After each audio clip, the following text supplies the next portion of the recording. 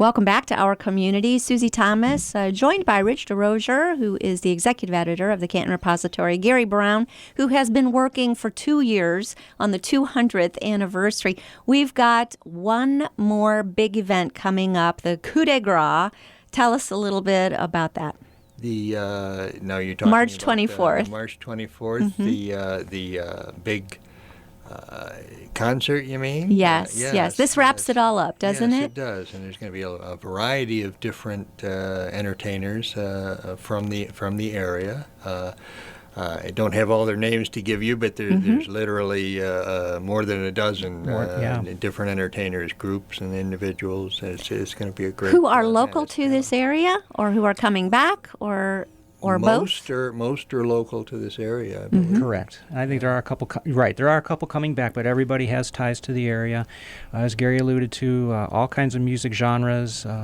Country, pop, rock, blues, jazz. I think we cover everything. Little something for everybody. Little something for everybody. And where will this be and when?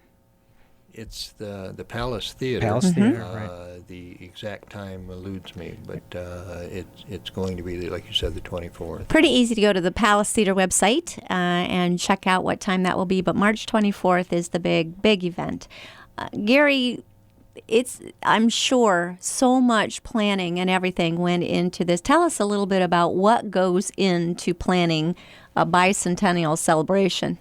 Well, a lot of, like you said, a lot of planning as far as meetings initially, and then it broke down into a lot of people participating in some pretty extensive research, trying to find the historical front pages, for example, which were a very popular item for us.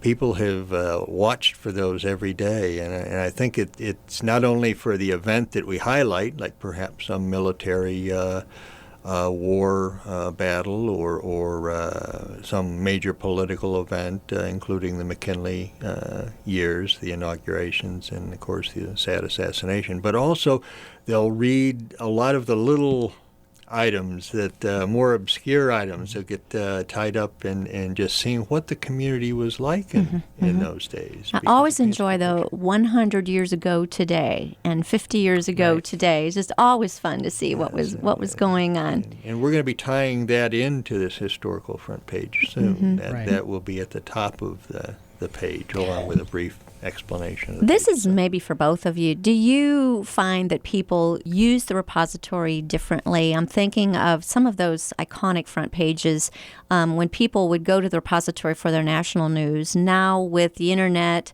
24-hour news cycle, they might be up on what's happening across the world, not so much up on what's happening and depending on the repository to let them know what's happening across town. Absolutely, yeah. The focus of the paper has changed, not even so much in this past year or a couple of years, but going back half a generation or longer, you saw this evolution begin for this, with the advent of CNN and other cable news networks and 24-hour news operations. The national and international news is really out there at everybody's fingertips, and so unless it was one of the bigger events that really demands that it be on the front page, and you've seen an awful lot of presidential politics on the front page of the Repository and the Independent and the Times Reporter, over the last couple of months as the presidential election has heated up. But other than that, and other very big national news stories like Nancy Reagan this morning, the front page is really dominated by local news, and that's pretty much across the board with any newspaper anymore. Because it's plays such an important role in the community. Right. What do you see as the newspaper's responsibility to this community? Wow, that's a big question. I'll tackle that one, Gary. Thank you. That's actually something I think is changing, and it was part of what attracted me about coming, back to the repository at this time is that the newspaper wants to be a leader in the community and not just holding a mirror up to it, and to be on the forefront of saying, this needs to change. We want to be an agent of change. We want to help you to understand what's going on in the world of politics. Who is making promises they can't keep? Who's going to do the best job for our city or our county? Which school board isn't spending your money, the most appropriate way? And really being an advocate for people who are doing things right. And when the United Way campaign comes up a little bit short, to be out in front and say, hey, come on, guys, let's all reach in a little bit, and we're going to lead the way, and we're going to make one of the first contributions along with some other, valuable corporate partners and sponsors, and say, let's help the United Way reach its goal this year. And those kinds of things. I think you see the repository and our sister papers being much more in a leadership role than just sort of stepping back and watching others do it. Well, then going along with that, then what does it mean to you personally to get to be a part of that? I look forward to work every day, and I can't say that was that was always true. And I always envied people. I would talk with people, say, I love my job, and I just sort of take a deep breath and say, wow, I wish I loved my job. And you know what? For the last 7 months, I've loved my job. Awesome. I get up every day, and, you never know what's going to happen.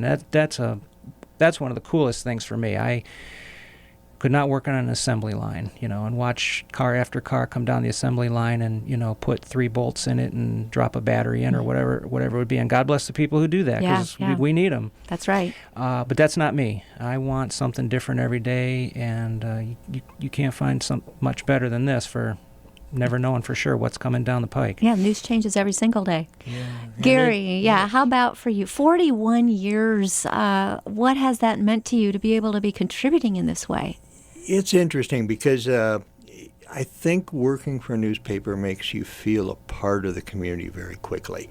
And I came from outside of the area. I grew up in western New York in the Finger Lakes, and I did go to Bowling Green, so I was familiar with Ohio. But when I came here, I had literally never been here. And it didn't take long to feel very much a part of the community. I think that does that because you're talking to people who have lived here all their lives, and they're sharing their stories with you. They go out of their way to share their stories with you. And it's interesting.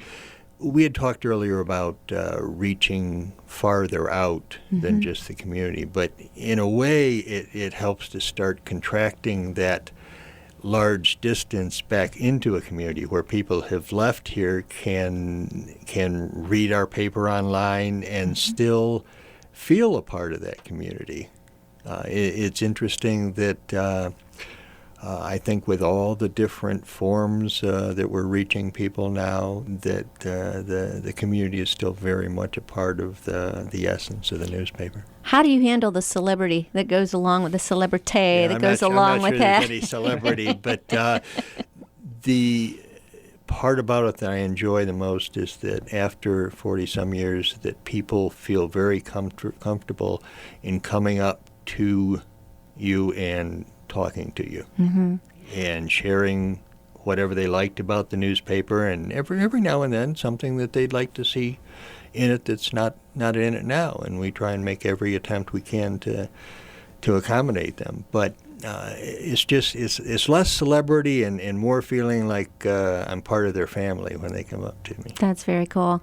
Highlights. Let's talk about highlights, whether it be your own personal career or highlights that you've seen that the repository has been a part of that you're particularly proud of. Well, I as far as just the bicentennial, I think it's we just finished doing a play in collaboration with Kent Stark. Yeah, very cool. And it was a very cool play, and Arwen Mitchell wrote it.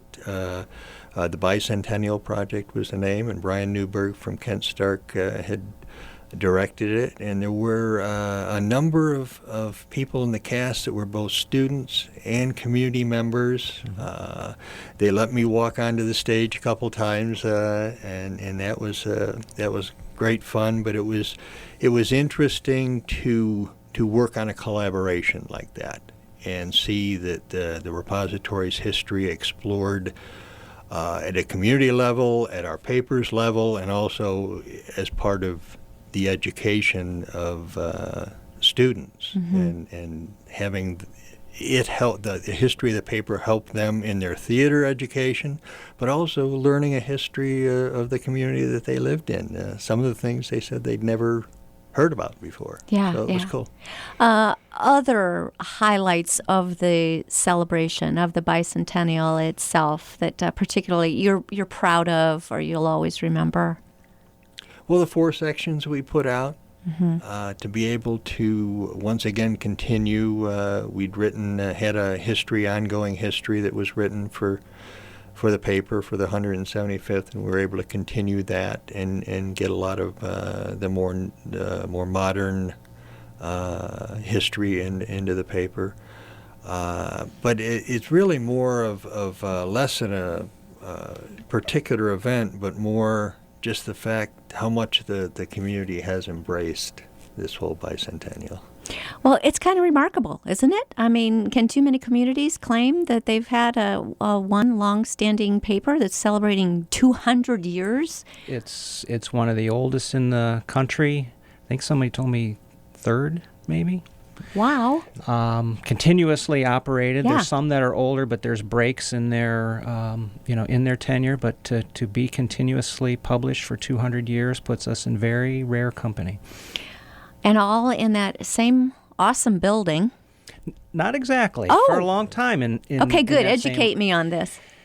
It's been in seven different locations, actually. Really? One right on the square when Saxton first started. Okay. Then he moved up to the block where the McKinley Grand Hotel is, and he was actually in 2 different locations on that block. And then it was moved over to Court Avenue at West Tusk, and so that would have been the 4th, and there was one up on 5th Street and was one on Cleveland Avenue. And then in 1930, when the repository purchased the Canton Daily News, which had been a rival for a while, as both the Stark County Democrat and the Canton Daily News, it went back actually for quite a while into the Civil War. And when they bought that paper, they moved into the Daily News building, which is where we are now. Okay. All right. Well, I can think of, there is, we're out of time. So too much to learn. This is so much fun. March 24th, mark that on your calendar. Palace Theater, let's go out with a bang. Gary Brown, Rich Rozier, thank you so much for joining us this morning. Thanks for having us, Susan. Thank you.